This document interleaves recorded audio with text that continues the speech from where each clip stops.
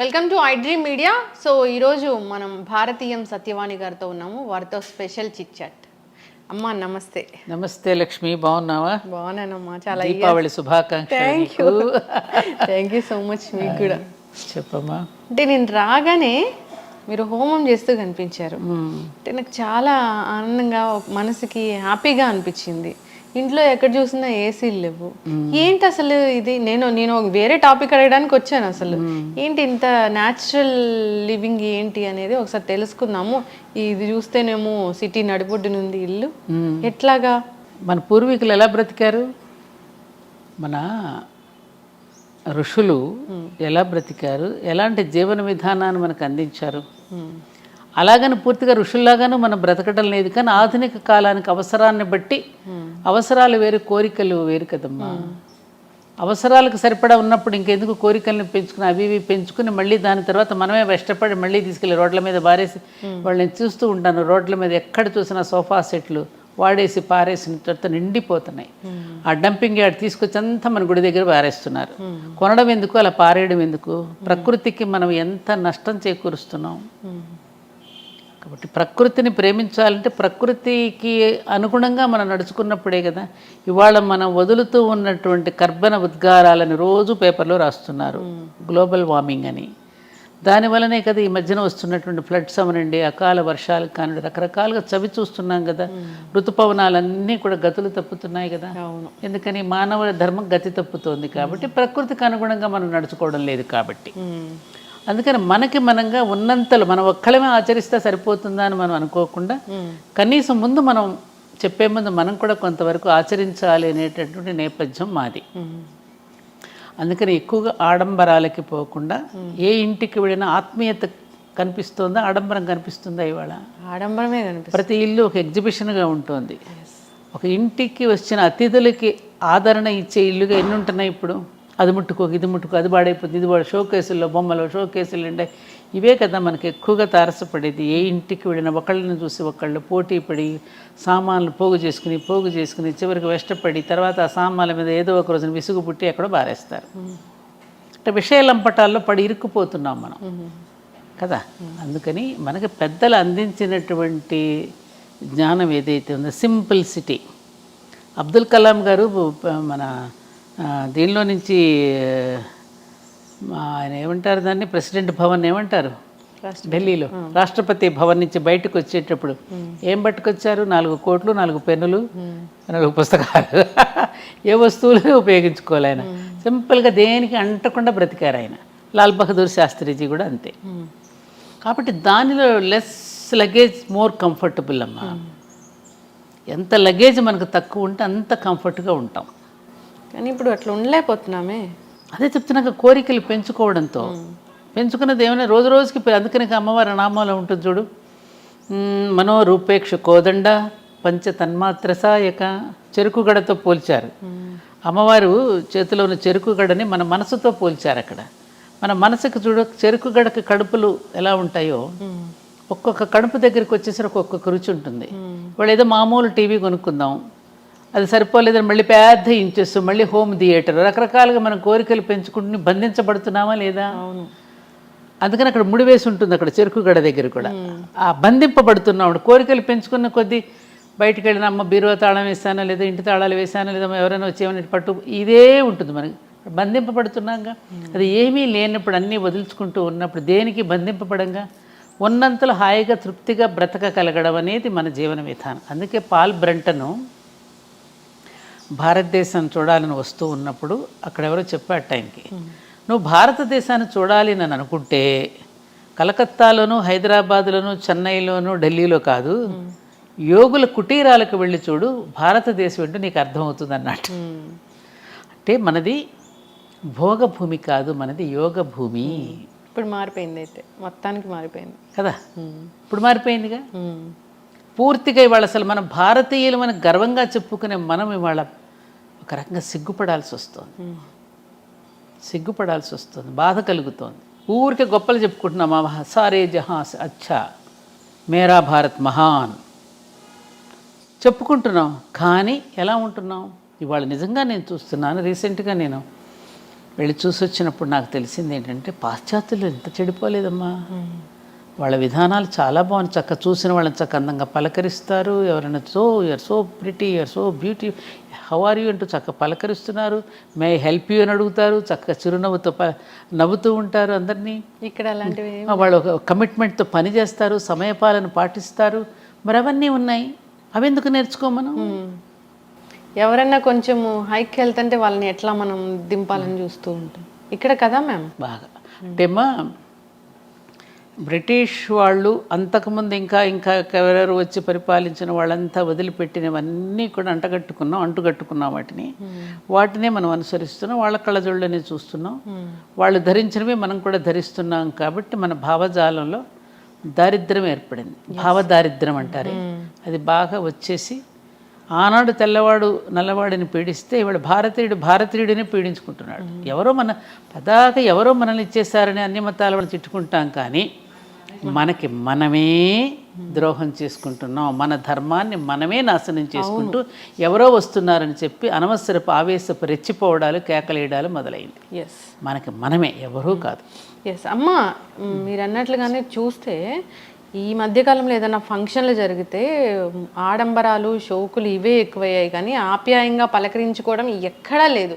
అందులో కూడా ఫంక్షన్స్లో కూడా దూరంగా ఉన్న వాళ్ళు, అసలు రిలేటివ్స్ కాని వాళ్ళైనా ఏదో మాట వరుసకైనా పిలుస్తున్నారు, కానీ దగ్గర వాళ్ళు పేదవాళ్ళు అయితే వాళ్ళని పిలిచిన పరిస్థితులు ఎక్కడా కనపడట్లేదు.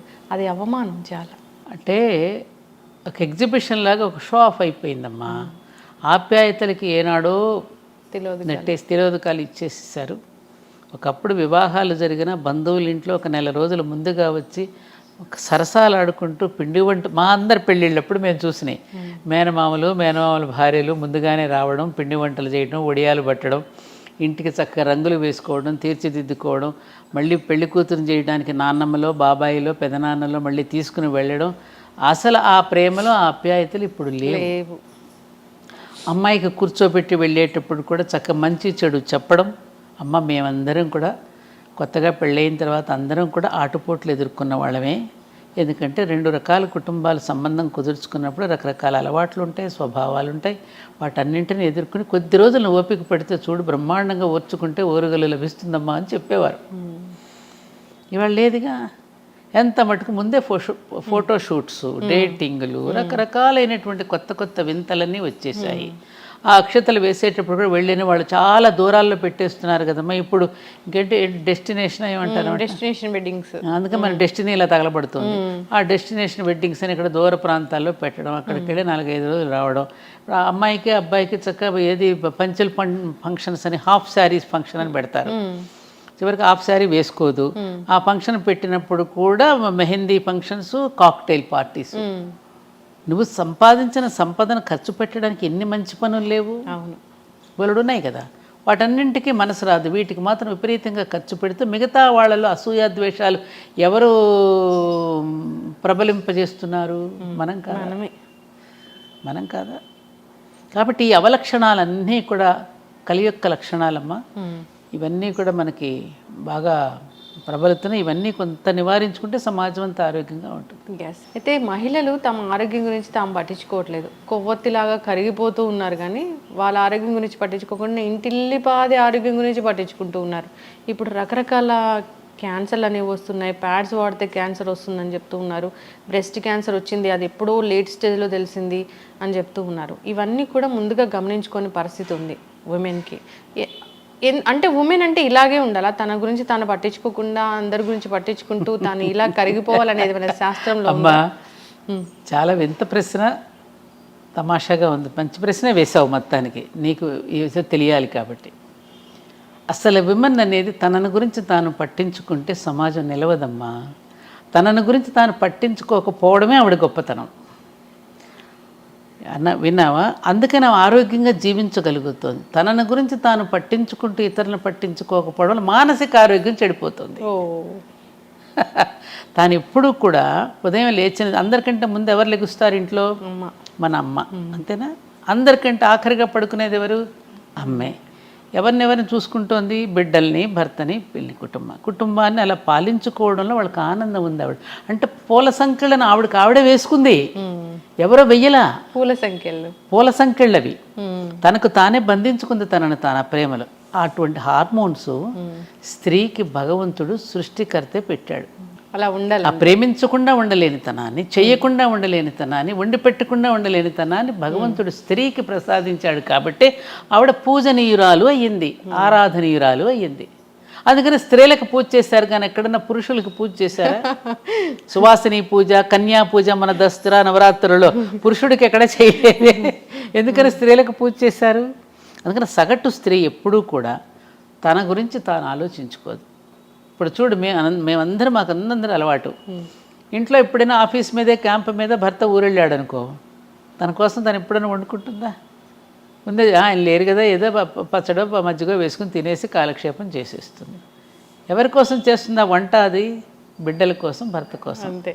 తనను గురించి తాను అందుకని ఆవిడకి జగన్మాతకి ఉన్న లక్షణాలన్నీ కూడా ప్రతి స్త్రీలోనూ ఉన్నాయమ్మా. స్త్రీ అంటేనే సకారం, రకారం, తకారం, సత్వగుణ, రజోగుణ, తమోగుణాలు 3 సరైన నిష్పత్తిలో ఉంటాయి. మన బిల్డింగ్ కట్టేటప్పుడు సిమెంటు, ఇసుక, నీళ్లు ఏ పాళ్లలో కలిపితే బిల్డింగ్ గట్టిగా ఉంటుందో, ఈ సమపాళ్లలో ఉంచుకోగలిగిన స్త్రీ ఎప్పుడైతే గట్టిగా నిలబడగలుగుతుందో అప్పుడు ఆ కుటుంబం బాగుంటుంది. అంతే. కానీ అందుకని ఆవిడ తనని గురించి ఇప్పుడు దేవాలయానికి వెళ్ళినా తన పేరు చెప్పుకోదు చూడు, అక్కడే అర్థమైపోతుంది. పలానా శ్రీనివాసరావు నామధేయస్య తద్ధర్మపత్ని సమేతస్య సహ కుటుంబానాం అంటుంది. తన పేరు చెప్పుకుందా? శ్రీమతి అండ్ శ్రీ. కానీ అన్నింట్లోనూ ఆవిడికే పెద్దపీట వేసింది వేదం. భార్యాభర్తలు, పార్వతీ పరమేశ్వర్లు, ఏమ్మా సీతారాములు అనేది మిస్సెస్ అండ్ మిస్టర్ అని. అక్కడ మిస్టర్ అండ్ మిస్సెస్ అంటారు ఆ దేశాల్లో, మనకి శ్రీమతి అండ్ శ్రీ అంటారు. శ్రీవారికి మతి తెచ్చేది ఆవిడే, మతి పోగొట్టేది ఆవిడే, రెండు ఆవిడే. 2 రకాలుగానే ఆవిడే ఉంటుంది. కాబట్టి నువ్వు అనుకున్నట్టుగా స్త్రీ తనను పట్టించుకుంటే కుదరదు. ఇప్పుడు తనను గురించి తాను పట్టించుకుంటున్నారు కాబట్టే బిడ్డలు అనాథలవుతున్నారు. కరెక్ట్. తన ఎంత మటుకు తన షోకులు, తన లైఫ్, తనలాంటి దీనిలోకి పడిపోతుంది కాబట్టి పిల్లలు అనాథలైపోయి పిల్లలు పిచ్చోడు అయిపోతున్నారుగా. తను కూడా ఒంటరిగా ఇదైపోయి ఆలోచిస్తోంది కదా, మానసికంగా ఒక డిప్రెషన్. అందుకని డిప్రెషన్ నువ్వు రాకుండా ఉండాలంటే స్త్రీ ఎప్పుడు తన పని చేస్తూనే ఉండాలి. ఎప్పుడైతే తను ఒంటరిగా ఉంటుందో, అందరితో కలివిడిగా లేకోకుండా, అప్పుడు ఆవిడ ఒక రకమైన మానసికమైనటువంటి వ్యాధికి గురైపోతుంది. ఎప్పుడు పనిలో ఉండాల్సిందే. పని ఎప్పుడూ కూడా మీరు అనుకున్నట్టు అనారోగ్యాన్ని ఇవ్వదమ్మా. పని చేస్తూ ఉన్న కొద్దీ ఆరోగ్యం ఉంటుంది. చాలామంది అనుకుంటారు శక్తి ఉంటేనే పని చేస్తాం అనుకుంటాం. కాదు, పని చేస్తూ ఉన్న కొద్దీ శక్తి పెరుగుతుంది, జనరేట్ అవుతూ ఉంటుంది. ఎందుకని నీకు ఎగ్జాంపుల్, ఇప్పుడు మన ఇంటికి కరెంట్ ఎంత తెచ్చుకుంటాం? ఇంటికి సరిపడానే తెచ్చుకుంటాం. ఫ్యాక్టరీకి సరిపడా ఎక్కువ కావాలి కరెంట్.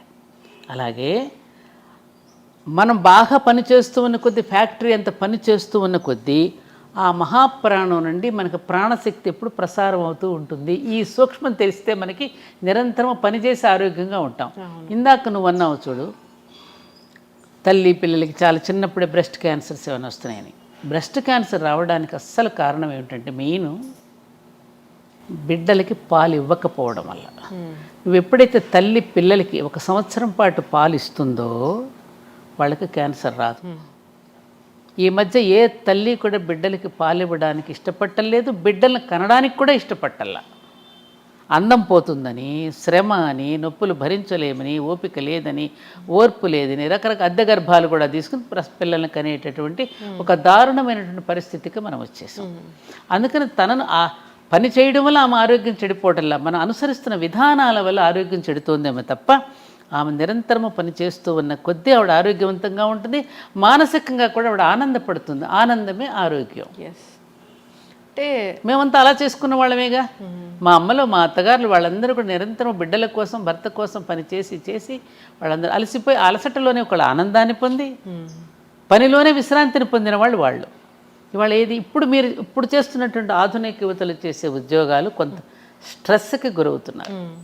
మన ఇంట్లో మనం చేసుకుంటామమ్మా, చేసుకున్నంతసేపు చేసుకుని కాసేపు విశ్రాంతి కావాలంటే మనం విశ్రాంతి తీసుకుంటాం. అదే నువ్వు మరొకరి దగ్గర పని చేస్తున్నప్పుడు నీకు దొరకదు కదా అది. అప్పుడు నువ్వు స్ట్రెస్ ఫీల్ అవుతావు. మీరు చేసే పని కూడా ఎప్పుడు కూడా ఒకలాంటి ఒక రేడియేషన్ దగ్గర పనిచేస్తున్నారు.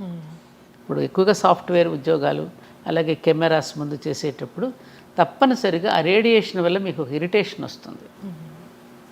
దానివల్ల చిరాకు వస్తుంది. ఆ చిరాకు వల్ల ఏమవుతుంది, కోపం వస్తుంది. కోపం వస్తే ఇంకొకళ్ళు ఏదో ఒక మాట అనేస్తాం.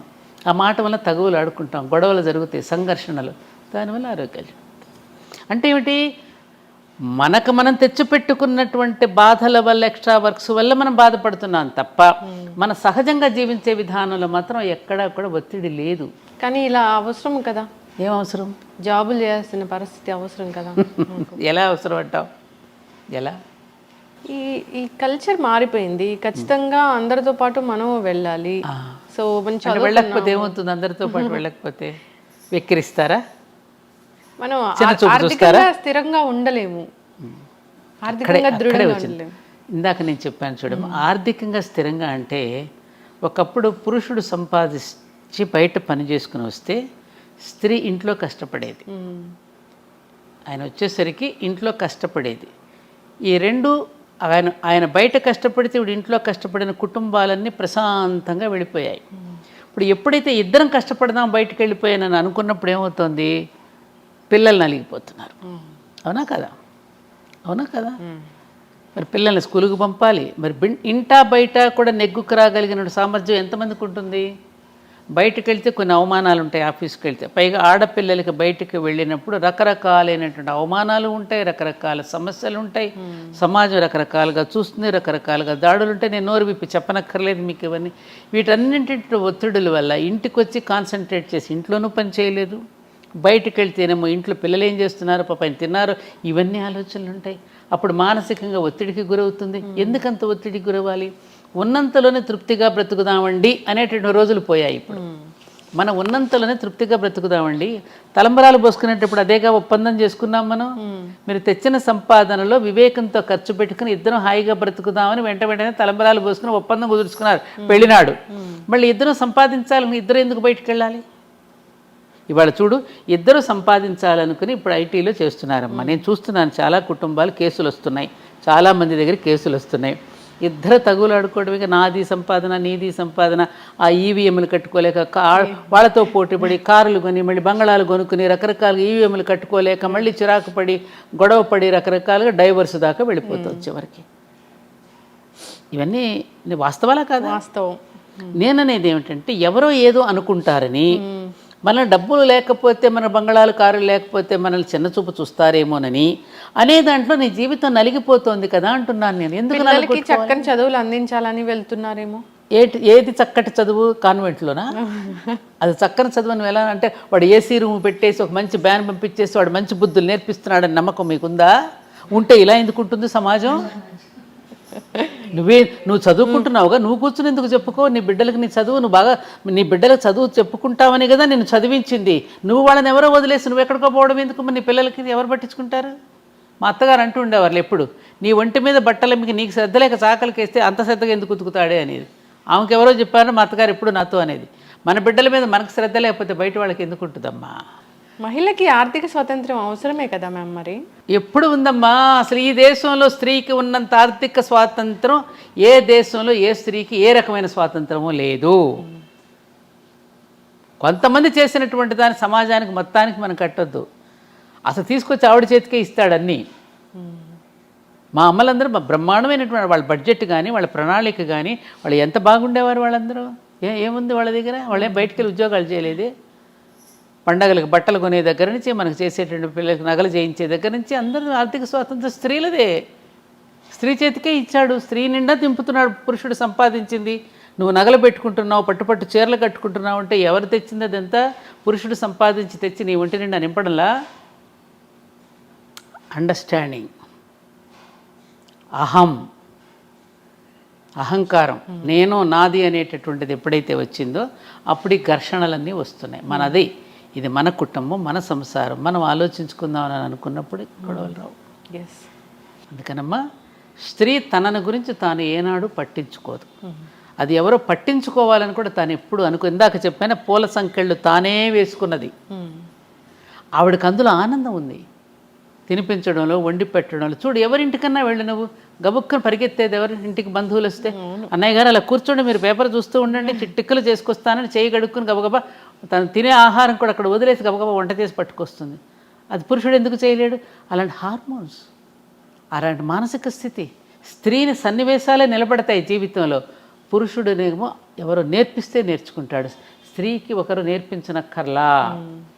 ఆమె పుట్టుకతోనే పరిణితి చెంది పుట్టింది భూమి మీదకి. పరిణితితోనే వచ్చింది. అందుకని కన్యా పూజ దగ్గర నుంచి బాలా త్రిపుర సుందరి దగ్గర నుంచి రాజరాజేశ్వరి దగ్గర వరకు ఇన్ని అవతారాలలో 9 అవతారాలలో ఆవిడ ఎందుకు పూజ చేసాం? ఆమె యొక్క పరిణితి చెందిన స్థితిని మనకు కనిపిస్తుంది అక్కడ.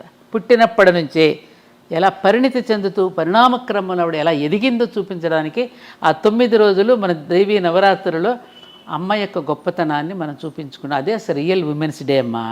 అసలు దసరా రోజే విమెన్స్ డే, మనం ఏదో ఎప్పుడో చేసుకుంటాం కానీ ఇంత ఉందిరా. అందుకని ఉమన్లో అనేటువంటి ఇంగ్లీష్ వర్డ్లోనే మ్యాన్ ఉన్నాడు కదా, ఎస్హెచ్ఈ షీలోనే హీ ఉన్నాడు, ఫిమేల్లోనే మేల్ ఉన్నాడు. ఆమెలోనే ఆయన ఉన్నప్పుడు ఆవిడకి ప్రత్యేకతను కోరుకోదు. అంతా ఆవరించినటువంటి శక్తి అంతా ఆవిడదే.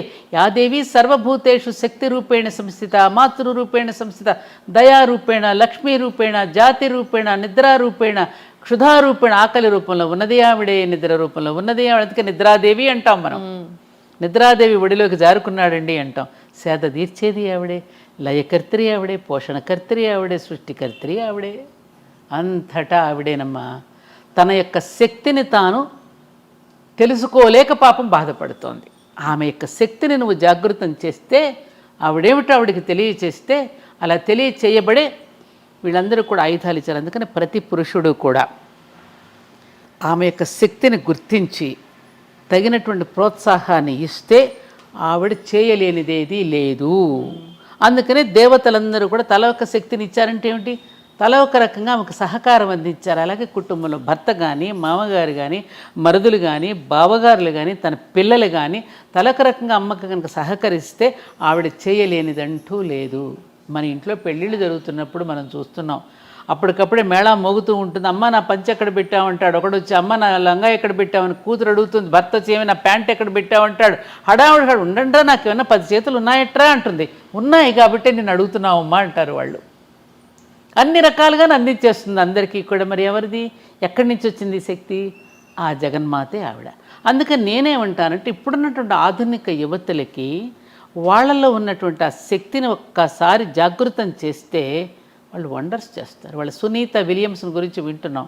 అలాంటి సునీత విలియమ్స్ లాంటి పిల్లల్ని ఎంతోమంది వాళ్ళు ఎన్నో రకాలుగా పైలట్స్ అవుతున్నారు, అన్ని రంగాల్లో రాణిస్తున్నారు. అంటే ఆవిడ చేయలేనిదంటూ ఏమీ లేదు. కాకపోతే మన భారత స్త్రీకి ఉన్న గొప్పతనం ఏమిటంటే ఎప్పుడు పురుషుడికి క్రెడిట్ ఇవ్వాలని కోరుకుంటుంది. అది ఆవిడ గొప్పతనం. తాను నేపథ్యం అని ఉంటుంది, పురుషుడిని ముందు నిలబడుతుంది, పురుషుడిని సమర్థుడిని చేస్తుంది, తాను వెనక ఉంటుంది. అదేమ్మా మన స్త్రీ యొక్క గొప్పతనం. ఎస్, అంత క్రెడిట్ ఇచ్చినా కానీ అక్కడక్కడ మనం చూస్తూ ఉన్నాము స్త్రీకి అవమానం జరుగుతుంది. సో మంచిగా ఉన్న రోజులు ఉంటూ ఉన్నారు, భార్యాభర్తలు చెప్పకపోవడం. అలా స్త్రీని ఎవరైనా పురుషుడు అవమానపరుస్తున్నాడు అంటే అక్కడ పెంచిన తల్లిది తప్పు. అవమానపరుస్తున్నాడంటే పెంపకంలో ఏదో తప్పు ఉంది. ఏ స్త్రీ అయితే పెంచుతోందో స్త్రీయే కదా, స్త్రీని అవమానపరచకూడదుగా. అవును. కాబట్టి అక్కడ మారవలసింది కూడా మళ్ళీ స్త్రీలే. పురుషుడి పట్ల బాధ్యత పడవలసింది కూడా స్త్రీయే. తయారు చేస్తున్నది నువ్వే అతడిని. కాబట్టి అతడు ఏదైనా తప్పు చేస్తున్నాడు అంటే అది ఎక్కడో మనలోనే తప్పు ఉన్నది. You have to agree. నువ్వే కదా నేర్పిస్తున్నావు పుట్టినప్పటి నుంచి వాడికి. అంటే భర్త భార్యకు విడాకులు ఇస్తే తల్లిదే తప్పు అమ్మా చెప్పాలి వాడికి. అంటే వాడిని పరివర్తన తీసుకొచ్చి మార్చాల్సింది తల్లే కదా. తల్లి తండ్రి విలువలతో పెంచాలి కదా. ఒరే తప్పురా, నువ్వు మంత్రపూర్వకంగా స్వీకరించావు ఆనాడు, తప్పు ఇలా చేయి అని చెప్పి అతనిలో పరివర్తన తెచ్చుకోవడానికి ప్రయత్నం చేయాలి తప్ప ఠకీమని చిన్న చిన్న కారణాలకి ఆ విధంగా విడిపోయి ఇవాళ వివాహాలు చేసుకోవడానికి భయపడే పరిస్థితి వచ్చింది. వివాహాలు చేసుకోమంటున్నారు. లివింగ్ టుగెదర్ అనేటువంటి ఒక దరిద్రపు కల్చర్ వచ్చేసింది. ఒకటని కాదు, 60 ఏళ్ల తర్వాత భార్యను వదిలేసి 30 ఏళ్ల యువతితో ఉంటున్న వాళ్ళని చాలా మంది నేను చూసాము. అంటే ఆ యువతలు ఎలా వస్తున్నారు అనేది కూడా అర్థం కాని పరిస్థితి. వస్తలేదు. అదే మారిపోయింది. అంటే సమాజంలో వ్యక్తుల యొక్క మనసులో రకరకాలుగా వచ్చినవి. కాలం అదే, కాలంలో మార్పు రాలి. అందరూ కాలాన్ని నిందిస్తున్నారు. కాలం అదే సూర్యుడు, అదే చంద్రుడు, అదే గాలి, అయ్యే పంచభూతాలు. మారింది నువ్వు. అనవసరపు కోరికలు పెంచుకుని ఒకరితో ఒకటి కంపేర్ చేసుకుని, కంపారిజన్ బాగా ఎక్కువైపోయింది. ఆ కంపారిజన్తో రకరకాలుగా వేషభాషల్లో వేసుకుంటున్నటువంటి మార్పులు మనసులో రావటల్లా. అందుకే మన భర్తృహరి లాంటి వాళ్ళు ఎటువంటి పద్యం, వాగ్భూషణం భూషణం అన్నారు. ఏవి నీకు ఆభరణాలు? మంచి గుణాలే ఆభరణాలు. ఒక మంచి మాట కానీ, ఒక చక్కగా మాట్లాడటం కానీ, పెద్దలను గౌరవించడం కానీ, చెప్పిన మాటకి వినయంగా వినడం కానీ. ఎందుకని కరువు అవుతుంది? స్కూల్ ఎడ్యుకేషన్లో చెప్పరు. మోజు పెంచుకున్నాం, మనం పరాయి భాష మీద మోజు పెంచుకున్నాం, పరాయి దేశాల మీద మోజు పెంచుకున్నాం. మనదైనటువంటి కల్చర్, మన ఋషుల యొక్క సంతానం. మనం వేరే దేశాలకి మన దేశానికి తేడా ఉంది. ఋషులు మనకి ఏదైతే చెప్పారో వాటిని మనం ఆచరించటం అనేది మన పూర్వీకుల నుంచి మనకు వచ్చింది. అదే మనం ఆచరిస్తూ వచ్చినంతకాలం జీవితాలు చాలా బాగున్నాయి. అది వద్దనుకున్నాం కదా. ఋషులు ఎవరు? వాళ్ళకే తెలియదు. రామాయణం తెలియదు, భారతం తెలియదు, భాగవతం తెలియదు, ఉపనిషత్తులు అంటే ఏమిటో తెలియవు, శతక పద్యాలంటే ఏమిటో తెలియవు, నీతి వాక్యాలంటే ఏమిటో తెలియవు. మరి ఏం చేస్తారు? నీతి వాక్యాలు తెలియనప్పుడు బూతులే మాట్లాడతారు. అవును. కనీసం నేను పిల్లల్ని క్వశ్చన్ చేస్తున్నాను, ఏం చదువుతున్నావు నాన్న? 6th అంటాడు. కనీసం వాక్యం కూడా పూర్తి చేయడు. 6th 7th అంతే. 6th క్లాస్ చదువుతున్నాను నాన్నమ్మ అని కూడా అన్నాడు. పూర్తిగా ఆ మాటకు కూడా వాడికి బద్ధకమే. ఇవి ఉన్నాయి కదా చేతిలో. పిల్లలు నేర్పారు. తప్పురా, పెద్దవాళ్ళతో అలా మాట్లాడకూడదు, నిండుగా చక్కగా నమస్కారం చేసుకుని చక్కగా చెప్పాలని ఎవరు చెప్తున్నారు? పెద్దవాళ్ళు. ఇలా పోతే ముందు ముందు అసలు ఏం జరుగుతుందో. తిరగబడుతుంది, మళ్ళీ వచ్చేస్తుంది. అలా అని కంగారు పడుకు నువ్వు. తప్పకుండా మార్పు వస్తుంది. ఎవరికి వాడికి పైదాకా పోతాడమ్మ, పీక్కి ఏమీ లేదు ఇక్కడ అనుకుంటాడు, మళ్ళీ వెనక్కి కొడతాడు. అంటే మళ్ళీ బ్యాక్ టు పెవిలియన్ అనమాట. మళ్ళీ పాత రోజులకి వెళ్ళిపోవాలని. కోవిడ్ వచ్చినట్లుగా. ఇప్పుడు అమెరికాలో వెళ్ళారు, అక్కడంతా బాగా ఇదిగా ఉంది. ఇప్పుడు అక్కడి నుంచి మళ్ళీ స్వదేశానికి పోదాం అంటారు. స్వదేశానికి ఇట్లా పట్టణాల్లో ఉన్న వాళ్ళందరూ ఇరుకుని పడి ఇక్కడ ఏం బాగాలేదండి, మన పల్లెటూరికి మనం పోదాం అనుకుంటారు. ఆ రోజులు వస్తాయి. నేను చెప్తున్నాను కదా, మళ్ళీ పల్లెలకు వెళ్ళిపోయే రోజులు వస్తాయి. పట్టణాల నుంచి, విదేశాల నుంచి మళ్ళీ స్వదేశానికి వచ్చే రోజులు వస్తాయి. సైకిల్ అమ్మ ఇదంతా ఒకలాంటి సృష్టి యొక్క పరిణామంలో ఇక జరగదేమో అనిపిస్తుంది, కానీ జరుగుతుంది. ఈ జరిగే దీంట్లో వచ్చేటటువంటి సన్నివేశాలను మనం సరిగ్గా అర్థం చేసుకుని మన జీవితాలను మళ్ళీ కొంచెం ప్రయత్నించేద్దాం. అనేక రకాల ప్రయత్నాలు చేస్తున్నారుగా పెద్దవాళ్ళు. తప్పకుండా వస్తుంది. మనం నిరాశపడకుండా వెళ్ళాలి. ఇప్పుడు ఇన్నేళ్ళ జర్నీ మీది, అసలు మార్నింగ్ నుంచి ఈవినింగ్ వరకు అసలు మీ లైఫ్ స్టైల్ ఎలా ఉంటుంది? ఏం తింటారు? ఎన్ని గంటలు నిద్రపోతారు మీరు? నాకు ఈ మధ్యన కొంచెం కరోనా వచ్చిన తర్వాత కాస్త హెల్త్లో చిన్న చిన్న మార్పులు వచ్చాయి. సడన్గా బీపీ డౌన్ అవ్వటం, పెరగడం.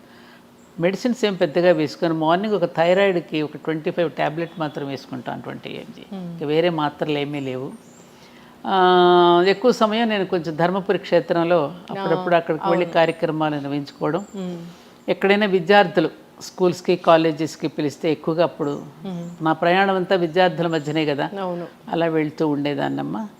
ఎప్పుడన్నా కాసేపు కూర్చుని మాట్లాడటం, ఏదైనా మంచి మాటలు వినడం, చదువుకోవటం, ఇట్లాగే నా కాలక్షేపం. ఆహారపు అలవాట్లు చాలా సింపుల్. మార్నింగ్ ప్రొద్దున్నే లేవగానే కొంచెం పూజ, చిన్న హోమం చేసుకుంటాను. తర్వాత కొంచెం ఇడ్లీయో ఉపవాసం, చిన్న అల్పాహారం తీసుకుంటాను. మళ్ళీ మధ్యాహ్నం భోజనం, మళ్ళీ సాయంకాలం అల్పాహారం. ఒక్కొక్కసారి ఉదయం తినకపోతే సాయంత్రం మళ్ళీ అల్పాహారం. నాకు భోజన వేళల్లో కరెక్ట్ వేళలంటూ ఉండవు. అది కొంచెం ఆ డిసిప్లిన్ లేదు. ఎప్పుడెక్కడ వెళ్ళొస్తుంటాను కదమ్మా, టైం కానీ టైం. బయట ఎక్కడ తినను. ఎంత లేట్ అయినా ఇంటికి వచ్చే భోజనం చేస్తా. ఫంక్షన్స్కి వెళ్ళినా పెద్దగా భోజనం చేయను ఎక్కడ. ఇంటికే వచ్చి పెరుగన్నమో, ఆవకాయ పచ్చడి అంటే బాగా ఇష్టం. ఆవకాయ పచ్చడి, పెరుగన్నం ఇష్టపడతా. అంతే. ఎప్పుడైనా మీకు కోపం వచ్చిందా? ఎందుకు రాదు? కోపం వేరు, క్రోధం వేరురా. కోపం అనేది షార్ట్ డిసీజు, క్రోధం అనేది లాంగ్ డిసీజు. కోపం అనేది కోపం రావాలి. కోప్పడ్డారండి అని ఎందుకంటే మందలించటం రావాలి కదా. పగలు ఉండవు, పగ ఉండదు, వాళ్ళ మీద క్రోధం ఉండదు. తప్పు చేసినప్పుడు కోప్పట్టం అనేది ఉంటుందిగా, కోపం వస్తుంది అవసరానికే. అంతేగా చీటికి మాటికి కోపాలు తెచ్చుకోవడం. వీలున్నంత వరకు అందరినీ ప్రేమగా ఆదరిస్తాను, ప్రేమగా పలకరిస్తాను. ఈ కుటుంబం అంతా నాదే అనే ఫీలింగ్ నాకు ఉంటుంది, జగమంతా కుటుంబం నాదే అనేటటువంటి ఫీలింగ్తో మా అమ్మగారికి ఉండేది, నాకు కూడా అదే వచ్చింది. అందరినీ ప్రేమించే హృదయం, ప్రేమతో ఉంటాను వీలైనంత వరకు. ఎవరి మీద, ముఖ్యంగా నాకు భగవంతుడు ఇచ్చిన పెద్ద వరం, ఎవరి పట్ల నేను ఎక్కడ అసూయ చెందను. అందరూ బాగుంటే చూసి ఆనందపడుతూ ఉంటాను. ఎప్పుడు అందరినీ చూసి ఆనందపడితే ఈ కుటుంబం అంతా నాదే అనుకున్న వాళ్ళకి ఏ జబ్బులు రావు. అందుకే నాకు దీర్ఘవ్యాధులు లేవు. ఆ కరోనా ఒకటి వచ్చి ఇబ్బంది పెట్టింది కానీ ఇంకా వేరే జబ్బులు లేవు. ప్రస్తుతం అంతా హ్యాపీగా ఆనందంగా ఉన్నానమ్మా. ఇంటికి ఎవరో ఒకళ్ళు వస్తూ పోతూ ఉంటారు, అతిథులు అభ్యాగతులు వస్తూ ఉంటారు, వాళ్ళతో టైం గడుస్తూ ఉంటుంది. ఏదో చిన్న వాళ్ళు ఏదో కష్టాలు చెప్పుకోవడానికి అప్పుడప్పుడు స్నేహితులు వాళ్ళు వస్తుంటారు. అలా రోజులు గడిచిపోతున్నాయి. ఎప్పుడైనా ఏదైనా మనసుకు బాధ కలిగించే సందర్భం ఏదైనా వచ్చిందా? అంటే అవమానించారు అని బాధపడింది ఎప్పుడైనా ఉందా? ఇంకలే ఉన్నాయి, ఉంది. ఎట్లా మర్చిపోతారు దాన్ని? మర్చిపోవాలి. ఇప్పుడు ఎవరో ఆయన పెద్ద ఆయన పేరు గుర్తు రావట్లేదు. ఏమండి మనం ఆ మాటే గుర్తు చేసుకుంటా. ఇప్పుడు ఎవరైనా మన అవమానపరిచి మాట్లాడితే మళ్ళీ వాళ్ళని ఎందుకండి మీరు ఇట్లా గౌరవిస్తారని నన్ను అడుగుతారు. అవమానించిన వాళ్ళని ఎందుకు మీరు ఇట్లా గౌరవిస్తారని అడిగితే ఆయన చెప్పిన సమాధానం, చూడు కుక్క చెప్పు తింటుందని మనకు తెలుసు, కానీ ఇంటికి వస్తే దానికి చెప్పులు అన్నమే పెడతాం కదా. అది గుర్తు చేసుకుంటా. అలా ఏమిటంటే పెద్దలు చెప్పినటువంటి మాటలు మనకి ఆ విధమైనటువంటి ఒక దీన్ని ఇస్తూ ఉంటాయమ్మా. అందుకని మనం అవమానిస్తున్న వాడిని కూడా మనం ప్రేమిస్తూ ఉంటే ఏదో ఒకరోజు తప్పకుండా వాళ్ళలో పరివర్తన వస్తుంది. నాకు ఆ నమ్మకం ఉంది. అందుకని ప్రతి మనిషి జీవితంలో అవమానాలు పడని వాళ్ళు ఎవరు? ఇంకొకటి ఏమిటంటే మా మాస్టర్ గారు ఎప్పుడనేవారు, నిన్ను పరిహసిస్తున్నవాడు అవమానపరుస్తున్నవాడు కూడా పైవాడేనని తెలుసుకో. అంటే భగవంతుడే. ఎందుకని నువ్వు ఎంతవరకు నిలబడగలవో నిన్ను కుదిపి చూస్తున్నాడని అర్థం చేసుకో. కాబట్టి పరిహసిస్తున్నవాడు కూడా పైవాడే. ఇలాంటివన్నీ మనకు గుర్తొచ్చాయనుకో మనల్ని మనం తట్టుకోగలుగుతాం. మనల్ని మనమే ఇట్లా తట్టుకుంటాం. కొంచెం ఓపిక పట్టు. ఇంకొకటి కూడా ఉంది, రుద్రాధ్యాయంలో మనం చెప్పేటప్పుడు జంబే దదామి అని వస్తుంది ఆఖర్లో. మనం తప్పు చెయ్యకపోయినా మనల్ని అవమానిస్తూ ఉంటారు, నిందిస్తూ ఉంటారు కదా, అలాంటి వాడిని జంబే దదామి శివుడి నోట్లో వేసేయమన్నాడు.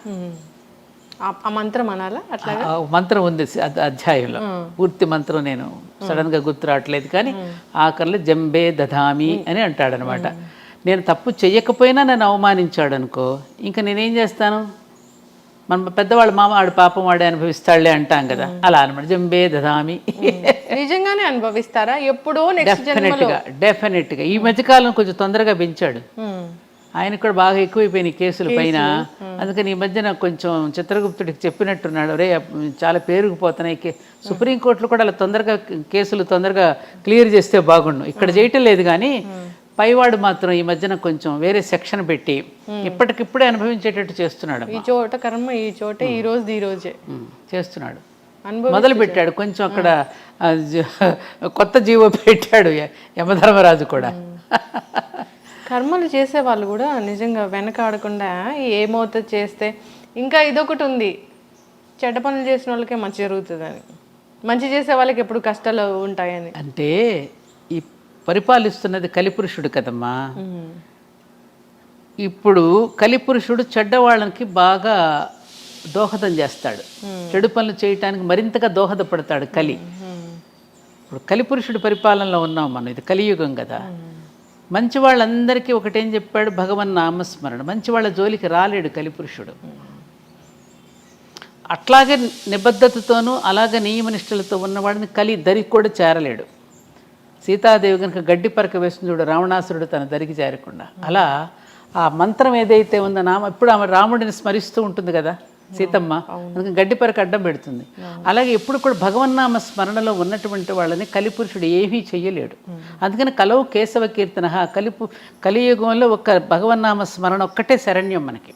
అలాంటి భగవన్నామ స్మరణలోనూ భగవత్ సేవలో ఉన్న వాళ్ళని కలి దరికి చేరలేడు. అందుకని అలా మంచి వాళ్ళందరికీ భగవంతుడు ఉంటాడు. కాబట్టి దయచేసి మనం ఎక్కడా కూడా నిభాయించుకునే ఉండాలి తప్ప చెదిరిపోయి అయ్యో వాళ్ళలాగా కూడా మనం అయిపోతేనే బ్రతకగలమని అనుకోకూడదు. ఇప్పుడు మీకు ఎగ్జాంపుల్, కౌరవుల పక్షాన ఎంతమంది ఉన్నారు? సైన్యమంతా నారాయణ సేన దగ్గర మొత్తం కౌరవుల పక్షానేగా ఉంది. పాండవులు అనే 5గురు పక్షాన ఎవరున్నారు? ఒక్క కృష్ణుడు అనేవాడే ఉన్నాడు. చివరికి గెలిచింది ఎవరు?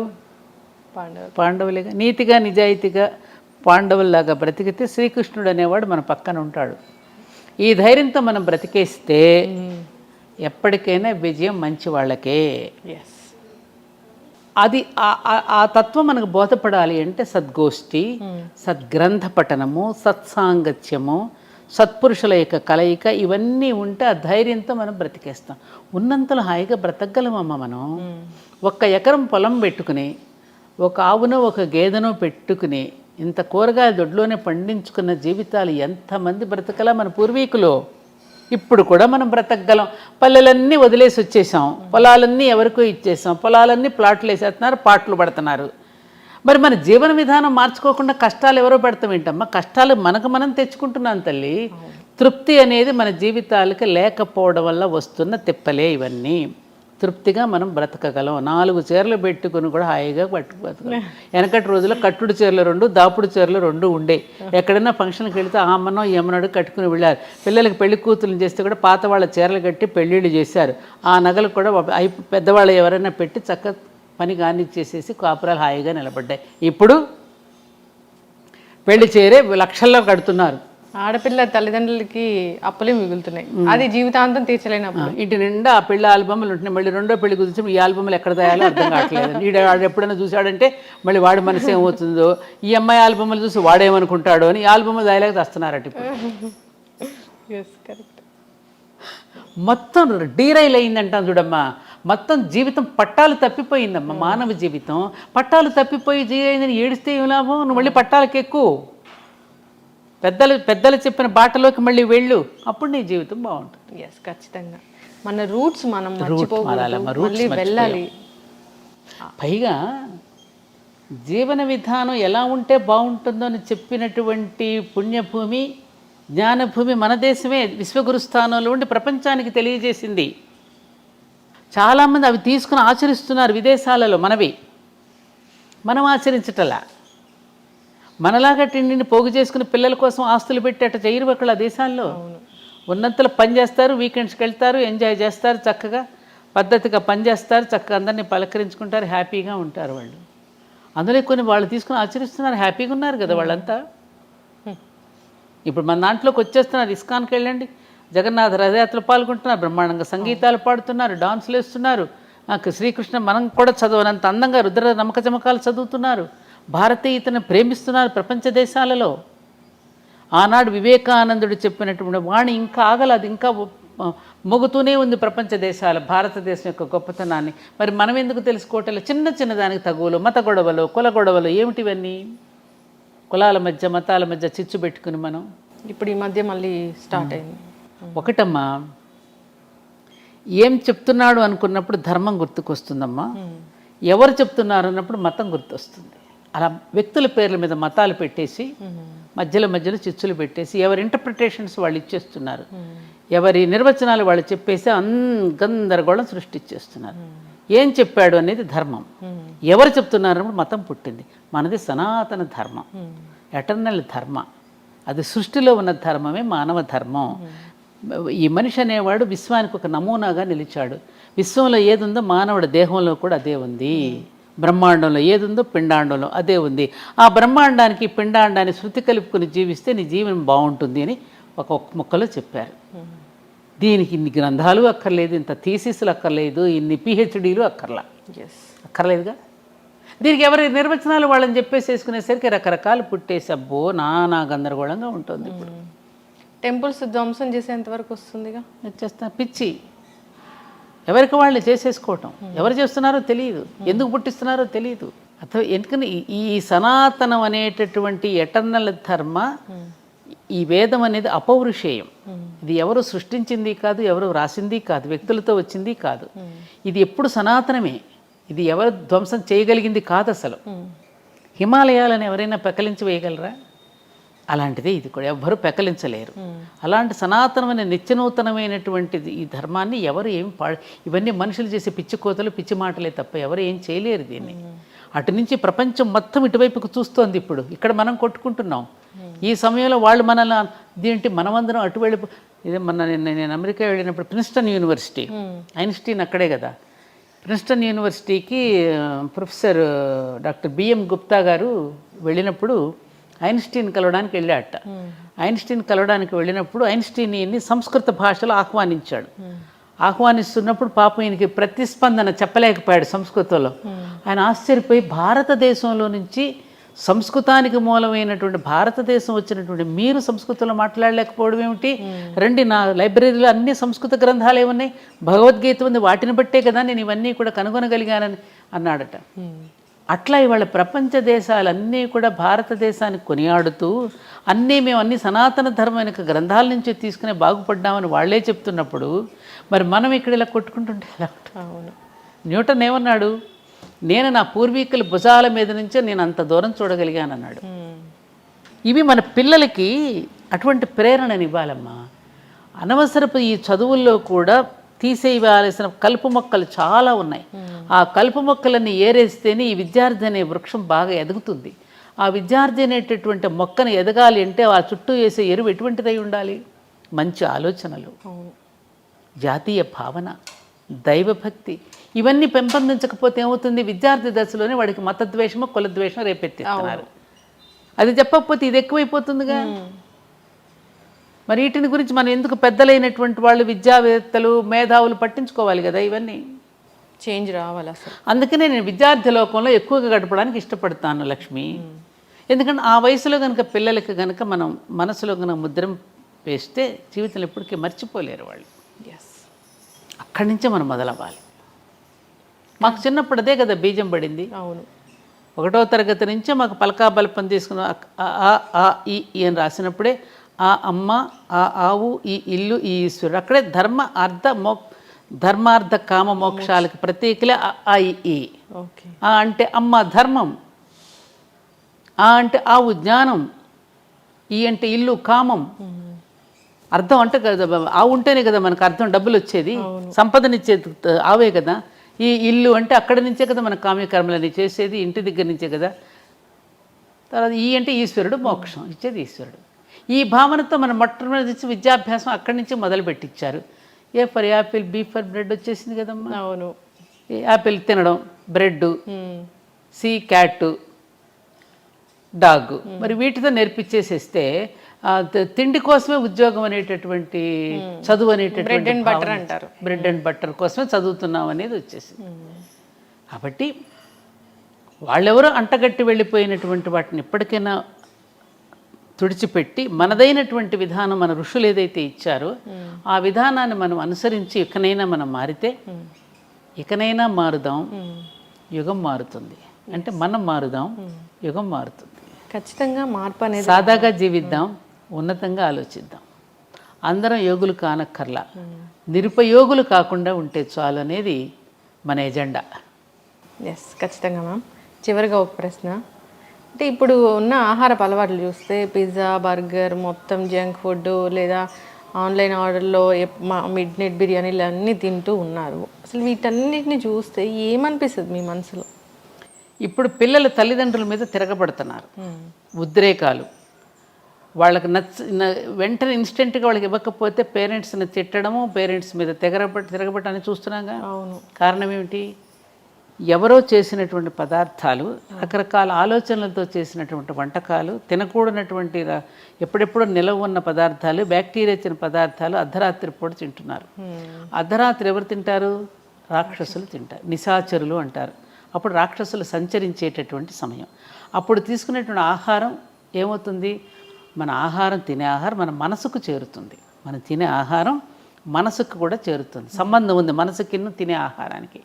అందుకని మనం తినే ఆహారాల వల్ల మన ఉచ్చారణలో దోషాలు వస్తాయి, భావనలో దోషాలు ఉంటాయి, ప్రవర్తనలో దోషాలు కూడా ఉంటాయి. అందుకని మన పూర్వీకుల ఆహారపు వేళ యుక్తాహార విహారస్య అని భగవద్గీతలో చెప్పినట్టు ఆహార విహారాదులలో కూడా ఎటువంటి జాగ్రత్తలు వహించాలో శ్రీకృష్ణుడు భగవద్గీతలో చెప్పాడు కదా. మరి చెప్పినప్పుడు రోజు వింటున్నాం కదా, ఆ భగవద్గీతను ఎవరైనా చచ్చిపోయినప్పుడు పెట్టి వింటున్నాము. మరి అందులో ఉన్నటువంటి దీనిని మనం ఎవరైనా తల్లిదండ్రులు చెప్పాలి కదా. తల్లిదండ్రులు చెప్తే పిల్లలు వింటలేదండి అంటే వినకపోవడానికి కారణం ఏమిటి? ఏ పిల్లల లంచ్, నాకు టీచర్స్ చెప్తారు, నేను స్కూల్స్కి వెళ్తాను, ఏ పిల్లల లంచ్ బాక్స్ చూసేసినా ఏంటంటారు దాన్నమ్మా, మ్యాగీయా, నూడిల్స్, ఇవి నూడిల్స్ ఇట్లాంటివే తప్ప మన సంప్రదాయపు వంటకాలు ఏ లంచ్ బాక్స్లోనూ ఉండవండి అంటే ఒక టీచర్ ఒక స్కూల్కి వెళ్ళినప్పుడు చూపించింది నాకు. తినట్లేదు. మాకు చిన్నప్పుడు పెరుగన్నము, పచ్చడి, వెన్న పూస పెట్టేవారు. వెన్న దేనికి? ఇంద్రియాలను నిగ్రహిస్తుంది. శ్రీకృష్ణుడు వెన్న దొంగిలించాడు ఎందుకు? ఆయన అస్కలిత బ్రహ్మచారి. వెన్న తినడం వల్ల మన ఇంద్రియ నిగ్రహం ఉంటుంది. వెన్నకు అంతటి గొప్ప శక్తి ఉంది వెన్నకి. అట్లా తినేవాళ్ళం. చద్ది అన్నంలో ఎన్ని పోషక విలువలు ఉంటాయో రాజీవ్ దీక్షిత్ గారు 2 గంటల ఉపన్యాసం చెప్పాడు ఆయన. అట్లా తిని పెరిగిన వాళ్ళమే. మరి ఇవాళ పిల్లలకి ఎటువంటి ఆహారం పెడుతున్నాం, ఆహారాన్ని బట్టి వాళ్ళకి లక్షణాలు వస్తున్నాయమ్మా. అందుకని ఈ స్విగ్గీలు, జొమాటోలు ఎప్పుడెప్పుడు తీసుకొచ్చి నిలవ పెడుతున్నారు. ఈ మధ్యన చూస్తున్నాం రకరకాల, ఎందుకంటే రోజు రోజుకి అదే ఆర్డర్ ఇస్తూ ఉంటే ప్రొడక్షన్ కూడా తగ్గినప్పుడు వేరే వేరే కుక్క మాంసాలు కలపచ్చు. ఏ మాంసాలు కలుపుతున్నా మనకు తెలియదు కదా. ఇక భగవంతుడికే పెడుతున్నప్పుడు ఇక వీళ్ళకి పెట్టడంలో ఇంక దోషం ఏముంటుంది? ఆలోచించండి. వాడిది వ్యాపార దృష్టి, అమ్మది ప్రేమ దృష్టి. అమ్మ ఇచ్చే కాఫీకి హోటల్ వాడు ఇచ్చే కాఫీకి తేడా లేదు. హోటల్ వాడిది వ్యాపార దృష్టితో ఇస్తాడు కాఫీ నీకు. అమ్మ ఇచ్చే కాఫీ కానీ, అమ్మ ఇచ్చే పాలు కానీ, అమ్మ పెట్టే అన్నంలో ప్రేమ ఉంటుంది. ఆ ప్రేమతో పెట్టిన అన్నం వలన నీకు ఆరోగ్యం ఉంటుంది, నీ ఆలోచనలో కూడా ఉంటుంది. అమ్మ ఏ ఆలోచనలతో చేస్తూ వంట చేస్తుందో ఆలోచనలు అన్నంలో కూడా ఉంటాయి. ఇది కథ ఉన్నది మనకి. ఇది సైన్స్ అమ్మా. అందుకనే పిల్లలు, నేనదే ఇప్పుడు ఉద్యోగాల కోసం మీరు పోతున్నారు, పిల్లలకి ఎవరో వంట చేసి పెట్టమంటున్నారు. నీకున్న ప్రేమ ఆయాకి ఎందుకు ఉంటుందమ్మా? ఆయా ఎందుకు పెడుతుంది? వాడి నోట్లో పెట్టకుండా తన నోట్లో పెట్టుకుంటుంది. దేనికి సంపాదన? ఎవరి కోసం? ఆ పిల్ల అడిగింది కదా, పని మనిషి మీద, అమ్మ నువ్వు తాళాలు పని మనిషికి ఇచ్చేళ్ళు, బంగారం పని మనిషికి ఇచ్చే, నేను స్కూల్ నుంచి వచ్చేసరికి ఫంక్షన్కి వస్తానంటే తాళాలను బంగారం పని మనిషికి ఎట్లా ఇస్తాను, నీకేం బుద్ధి లేదా అని అడిగితే తల్లిని, మరి అయితే నన్ను ఎందుకు నాయాక అప్పగిచ్చి వెళ్తున్నావు అంటే ఆ బంగారం కూడా విలువ లేదన్న. నేను మంచి క్వశ్చన్. అవునా కదా? ఇప్పుడు వాళ్ళు ఆయాలకి ఇస్తున్నారు, రేపు వీళ్ళని ఓల్డ్ ఏజ్ హోమ్స్లో వేస్తున్నారు. తప్పలేదు కదా. అదే ఇందాకన్నా కర్మఫలం ఉంటుంది. నువ్వు స్కూల్లో కుక్కేసేసి నువ్వు ఎప్పుడైతే ఆయాలకు అప్పచెప్పావో నేను పెద్ద అయినా తీసుకెళ్ళి ఓల్డ్ ఏజ్ హోమ్లో పెడతారు. తప్పేముంది, వాళ్ళదేం తప్పలేదుగా. అయ్యా ఎందుకు నీకు ఈ గొయ్యి అంటే, తాతకు తీసిన గొయ్య నీకు తీయాలి కదయ్యా. తాత మనోడు సినిమా అనుకుంటా. Is are realities. కరెక్ట్. యద్భావం తద్భావం. మనం ఎలా ఉన్నాం, వాళ్ళు ఎలా ఉంటారు. కర్మ సిద్ధాంతం. యాక్షన్కి రియాక్షన్ ఉంటుంది కదమ్మా. అందుకని ఉన్నంతలో తృప్తి పడుతూ వీలున్నంత వరకు భర్తలు ఉద్యోగాలు చేస్తూ ఉంటే కోపం వస్తుంది. హౌస్ వైఫ్ అంటే వాళ్ళకి ఒక చిన్న చూపు అనమాట. అందుకని హౌస్ మేకర్ అని చెప్పుకుంటున్నారు. హౌస్ వైఫ్ గృహలక్ష్మి లాంటి గొప్ప ఉద్యోగం ఇంకోటి లేదమ్మా. గృహలక్ష్మి అంటే అంతటి ఉద్యోగం మరొక ఉద్యోగం కాదు. గృహలక్ష్మి కాకుండా నేనేదో బయటకు వెళ్ళిపోతున్న వాళ్ళందరూ కొన్ని వందల మంది వచ్చి కష్టాలు చెప్పుకుంటున్నారు. మరి ఎలా? నీకు తెలియదే ఉంది ఏమ్మా. అందుకని మనం మారదాం. మనం తృప్తిగా బ్రతకగలిగినప్పుడు ఈ ఇబ్బందులు ఉండవు. అందుకనే కలియుగంలో అందరూ కష్టాలు పడుతున్నారు స్వామి, ఈ కష్టాలు తీరడానికి ఏదైనా ఉపాయం చెప్పండి అని నారద మహర్షి వెళ్ళి శ్రీమన్నారాయణని అడుగుతాడు. అడిగితే సత్యనారాయణ స్వామి వ్రతం చేయమంటాడు. సత్యనారాయణ స్వామి అని వేరేవాడు లేడు కదా, సత్యమే నారాయణ స్వరూపము. అందుకని సత్యవ్రతాన్ని ఆచరించమనవయ్యా, కష్టాలు ఉండవని చెప్పాడు ఆయన. అంటే నిజాలు మాట్లాడాలి. ఏంటా సత్యవ్రతం? అందుకని కథలో ఎవరిని పెట్టాడు? ఒక బ్రాహ్మణుడు ఉంటాడు, ఒక వైశ్యుడు ఉంటాడు, ఒక రాజు ఉంటాడు, ఒక కట్టెలు కొట్టుకుని శూద్రుడు. అంటే 4 వర్ణాలు ఇవి, కులం కాదు. బ్రాహ్మణ అంటే శిక్షణ, క్షత్రియ అంటే రక్షణ, వైశ్య అంటే పోషణ, శూద్ర అంటే పరిచర్య, శ్రమశక్తి. ఈ 4 కనుక కమిట్మెంట్తో పని చేస్తే కష్టాలు ఉండవు. జ్ఞానాన్ని బోధించవలసిన బ్రాహ్మణుడు జ్ఞానాన్ని బోధిస్తూ, సమాజాన్ని రక్షించవలసిన క్షాత్రశక్తి సమాజాన్ని రక్షిస్తూ, ధనాన్ని సమానంగా పంపిణీ చేయవలసిన వైశ్యుడు సమానంగా రేట్లు ఎక్కువ వేయకుండా సమానంగా పంపిణీ చేసేటటువంటి ధనశక్తి, అలాగే తన శరీరంతో శ్రమతో సమాజాన్ని సేవించుకునే శ్రమశక్తి. ఈ 4 భాగాలు సమాజానికి 4 అంగాలు. ఈ 4 భాగాలు కమిట్మెంట్తో సత్యంతో పనిచేస్తే కష్టాలు ఉండవు నాయన. ఈ మాట చెప్పమని దాన్ని వ్రతంగా స్వీకరించమని చెప్పాడు ఆయన. దాన్ని ఏం చేసాం మనం, తీర్థానికి ప్రసాదానికి ముడిపెట్టి తీర్థం తీసుకోకపోతే పాపం వస్తుందని, ప్రసాదం తీసుకోకపోతే ఓడ మునిగిపోయినట్టు మన కొంప మునిగిపోతుందని ఇలాంటి కథలు చెప్పి కథకి కొబ్బరికాయ కొట్టి కథకి హారతలు ఇచ్చేసి ఓవర్ యాక్షన్ చేసేసి ఏమ్మా దాని అసలు పదార్థం మర్చిపోయి నేను కొత్తగా గృహప్రవేశం చేసుకుంటున్నావురా, ఈ ఇంటికి వచ్చిన వాళ్ళని ఆదరించడం, గౌరవించటం, వచ్చినటువంటి అతిథ్యాగతులను సేవించుకుంటూ ఎలా ఉండాలో వ్రతం చేయించాడు. కొత్తగా పెళ్ళైన వాళ్ళు కూడా నీ దాంపత్య జీవితం ఇలా ఉండాలమ్మా, దాంపత్య జీవితాన్ని ఇలా చక్కగా నిర్వహించుకోవాలని చెప్పి ఈ 2 వేళల్లో మన సత్యనారాయణ స్వామి వ్రతాన్ని తప్పకుండా ఎందుకు పెట్టారు, సత్యాన్ని వ్రతంగా స్వీకరించి నీ గృహస్థాశ్రమ ధర్మాన్ని చక్కగా నిర్వర్తించు అని చెప్పడానికి మనకు ఆ వ్రతం చేయిస్తే చివరికి ఏమైంది, దక్షిణలు, తాంబూలాలు, కొబ్బరికాయలు కొట్టడాలు, హారతులు ఇవ్వడాలతో సరిపెట్టి తీర్థప్రసాదాలకు ముడిపెట్టేసి అసలు తంతంతా పోయింది, ఇది మిగిలింది. ఏమంటావు? అవును, అంటే ఈ పూజలు ఇలాంటివి చేసి మన మొక్కులు తీరాలంటే తీరవా? ఎడ తీరుతాయి, ఎలా తీరుతాయి? రాంగ్ నెంబర్ పెట్టాయి అంటాడు అక్కడ. నువ్వు చేసేదోటి నువ్వు చెప్పేదోటి, నీ మొక్కు కింద రాంగ్ నెంబర్ అని పెట్టేయమంటాడు. బాగా తపస్సు చేసిన కోరకూడని కోరావు అనుకో, తదాస్తు ఇచ్చాను పోరా అంటాడు. తపస్సు చేశాడు కదా, ఎవరికైనా తను చేసినట్టు చెడ్డ కోరికే వాడికి శాపం అయ్యేటట్టు చేశాడు. అవును, అది ఉందిగా. మనం తెలివైన వాళ్ళైతే సమాజ హితం కోసం చేసి తపస్సు చేసిన వాళ్ళు కొందరున్నారు, సమాజాన్ని నాశనం చేయడానికి చేసే తపస్సులు ఉన్నారు. సమాజాన్ని నాశనం చేసే తపస్సులన్నీ వాళ్ళే నాశనం అయిపోయారు. సమాజ హితం కోసం తపస్సు చేసిన ఋషులందరూ కూడా చరిత్రలో నిలిచిపోయారు, మనకు జీవన విధానాన్ని అందించి వెళ్ళారు వాళ్ళు. అందుకని ప్రతినిత్యము ప్రాతస్మరణీయులమ్మ వాళ్ళు. ఉదయం లేచిన దగ్గర నుంచి రాత్రి పడుకోబోయేంత వరకు మన దినచర్యని దేవుని చర్యగా మార్చుకోవడం ఎట్లాగో నేర్పి ఒక విధానాన్ని, ఒక బాటను వేసిన మన మహర్షులు ఉన్నారే, వాళ్ళకి ప్రతిరోజు ఉదయం నేను నమస్కరించుకుంటాను. సప్తఋషులకి ఎంత జ్ఞానం, ఎంత ఇచ్చారమ్మా మనకి, ఎంత ఇచ్చారమ్మా, ఎంత ఎంత ఎంత ప్రతి పండుగ దినాల్లో కూడా మనకి ఎంత అద్భుతమైన సందేశాన్ని ఇచ్చారు. నువ్వు చెడిపోకుండా ఉండడానికి సంవత్సర కాలం కూడా సంవత్సర పురుషుడు గానాన్ని మనకి వినిపించి ప్రతిరోజు నువ్వు చెడిపోకుండా, పట్టాలు తప్పకుండా పండుగల రూపంలో నీ చేత ఆచరింపజేసి పుణ్యం అనే అకౌంట్ను నువ్వు బ్యాంకులో దాచుకోవడానికి ఎంత శరీరాలను కాల్చుకుని వాళ్ళందరూ ఎన్ని ఇచ్చారమ్మా మనకి. వాళ్ళ రుణం తీర్చుకోవద్దు మనం, ఇలా కొట్టుకోమనా, ఇలా తిట్టుకోమనా మనం, వాళ్ళు నేర్పింది మనకి. ఆలోచించాలి. నేను రాగానే దీపావళి శుభాకాంక్షలు చెప్పారు మీరు దివాళీని ఎలా జరుపుకుంటారు? దివాళీ పండుగ అంటే మా ఇంట్లో మాకు బాగా ఇష్టం, ఎందుకంటే వీళ్ళు ఎక్కువగా నార్త్లో ఉండొచ్చారు కదా. తప్పకుండా ఉదయం పిండి వంటలు చేసుకోవడం, చుట్టుపక్కల ఉన్న వాళ్ళందరికీ, మా అత్తగారు నేను ఉంటే రాత్రంతా ముందు రోజు రాత్రి బాగా పిండి వంటలు ఎక్కువగా చేసి ఆ కాలనీలో ఉన్న చుట్టుపక్కల అందరికీ పంచిపెట్టడం జరిగేది. ఇప్పుడు ఎవరు రావటం లేదుగా పండుగలు సామూహికంగా భోజనాలు చేయడానికి. ఇదివరకు ఇట్లాగలే ఎవరికి వారే విడిపోతున్నారు కదా, సామూహికంగా రండి అనేటువంటి పద్ధతి పోయింది. మా పల్లెల్లో ఉంటే ఆ ఉన్న కులాల వాళ్ళందరినీ భోజనానికి పిలుస్తాం. ఇది చాకలి సోదరుడు, మంగలి సోదరుడు, కమ్మ సోదరుడు, కుమ్మరి సోదరుడు అందరినీ. ఎందుకంటే ప్రతి వృత్తిలో నువ్వు సహకరిస్తున్నావు కదా ఒకరికొకరు. నేను పంట పండిస్తున్నాను, నేను పంట పండించేటప్పుడు మీరందరూ నాకు సహకరిస్తున్నారు, కాబట్టి అందరం కలిసి భోజనం చేద్దాం రండి. అన్ని కులాల వాళ్ళు వచ్చి భోజనం చేస్తే ఆ వండిన పిండి వంటలు అందరం కలిసి భోజనం చేసే విధానం మనకు పండుగల్లో ఉండేది. ఇప్పుడు రాజకీయ నాయకులు వచ్చిన తర్వాత ఈ రాగద్వేషాలు పెంచేశారు కదా అందరిలో. ఎర్షెడ్ వాళ్ళకి పెరిగాక ఎవరికి వాళ్ళే మేము రామని భోజనాలకు ఎవరు రావట్లా ఇప్పుడు. అలా అయిపోయింది ఇప్పుడు. కాబట్టి ఇంక సాయంకాలం అయ్యేసరికి దీపాలు వెలిగించుకోవడం. ముఖ్యంగా దీపాలు వెలిగించేటప్పుడు మేము చేసేది ఏమిటంటే, మనకి జీవితంలో మనం ఎదుగుతూ ఉన్న కొద్దీ మనకి సహాయం చేసేవాళ్ళు ఉంటారు. మన తాతగారులు, మన అమ్మమ్మలు, నాన్నమ్మలు, మనకి ఎవరెవరైతే మనకి ప్రేమగా చూశారో, మనకి జీవితంలో మనకి ఉద్యోగంలో కానీ సద్యోగంలో కానీ ఏదైనా ఒక వ్యాపారం కానీ ఏదో ఒక రూపంలో మనకు సహకరించే వాళ్ళు ఉంటారు. ఆ సహకరించినటువంటి వాళ్ళ కృతజ్ఞతలు చెప్పుకుంటూ వాళ్ళ పేరుతో ఒక దీపం పెడతా నేను. ఇది పలానా వారికి నాకు ఈ సహకరించారు కాబట్టి వారి పేరు మీద ఈ దీపం అని వారికి నమస్కారం చేసుకో. దాన్ని బలివైశ్వ దీపం అంటారు. ఉంది మనకి ఇది.